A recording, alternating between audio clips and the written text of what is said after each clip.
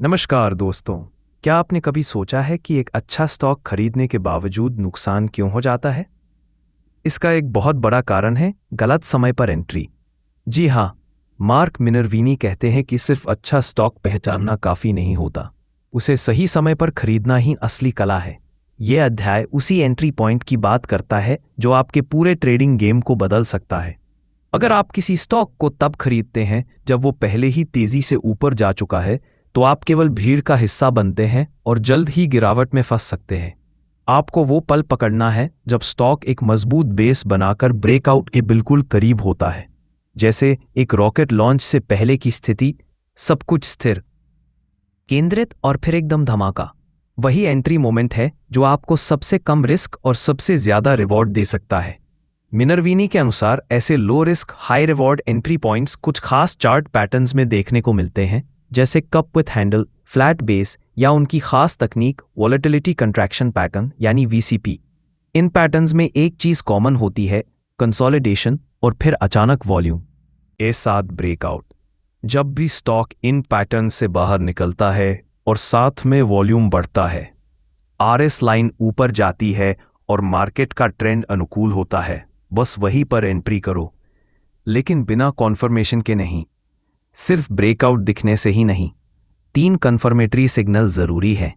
Volume बड़ा होना चाहिए, आरएस लाइन अपने पिछले हाई को पार कर रही होनी चाहिए, और ब्रॉडर मार्केट भी अप ट्रेंड में होना चाहिए। जब ये तीनों सिग्नल्स मिलते हैं, तभी वो एंट्री पॉइंट पावरफुल होता है। अब बात करते हैं पिवट पॉइंट की। यह वो एग्जैक्ट लेवल होता है जहां ब्रेकआउट की उम्मीद होती है।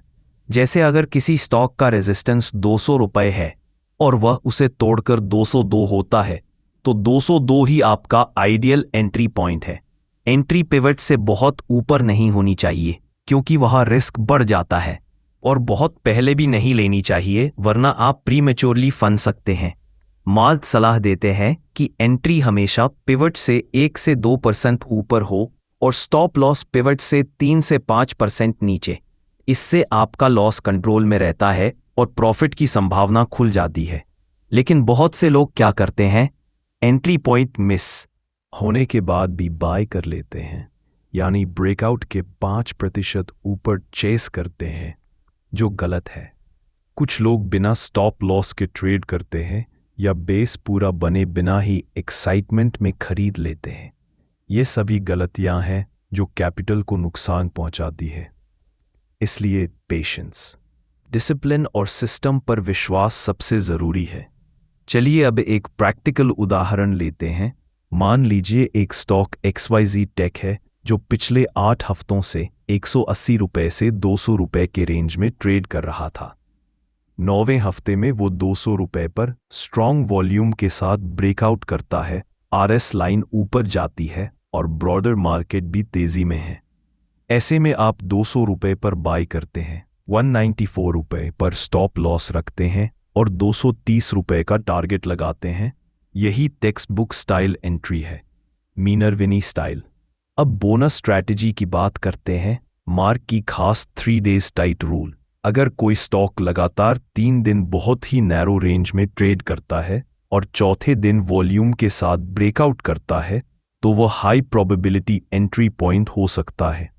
इस तरह की एंट्री में रिस्क बहुत कम होता है और अपसाइड पोटेंशियल काफी ज्यादा। आप पिछले दिन के लो से थोड़ा नीचे स्टॉप लॉस लगाकर बड़ा प्रॉफिट कमा सकते हैं। अंत में एक ही बात, एंट्री ही सब कुछ है।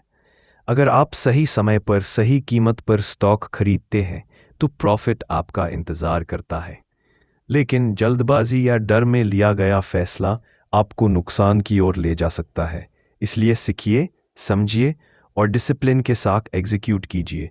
और हाँ, अगर आपको ये जानकारी काम की लगी हो तो वीडियो को लाइक और चैनल को सब्सक्राइब ज़रूर कीजिए, क्योंकि अगले चैप्टर में हम जानेंगे सेलिंग राइट एग्जिट स्ट्रैटेजी, जो प्रॉफिट्स को प्रोटेक्ट करने में मदद करेगा। तब तक सीखते रहिए, बढ़ते रहिए और स्मार्ट ट्रेडर बनते रहिए। Happy trading.